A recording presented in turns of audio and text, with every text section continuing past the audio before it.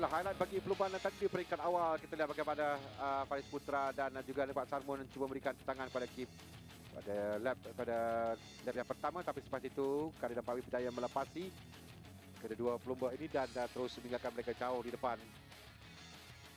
Dan dia dapat dikejar, tapi selepas itu tumpuan jadi terarah kepada Faris Putra, pemuda dari Malaysia dan Pak Sarmun. Kita nampak beberapa kali Faris Putra yang berjaya untuk melepasi, tapi pengalaman yang lebih kepada Anupap yang tahankan kedudukannya di hadapan. Dan ini kali pertama bagi Faris Putra dalam kejuaraan 600, jadi kedudukan yang baik ditunjukkan oleh Faris Putra. Sementara di belakang ini adalah Chan Chin Ying dan Zhao Fenglong. Keep terus di depan, tinggalkan lain pelumba. Tapi antara dua pelumba ini yang kita berikan banyak tumpuan dalam MSBK 600 ini ketika dua lap lagi akan tamat. Masuk ke lap yang terakhir, Faris Putra yang terjatuh. Tapi dia berjaya kembali semula menyertai perlumbaan. Dan walaupun cuba dikejar oleh kaum Vietnam, tapi telah lewat untuk kaum Vietnam.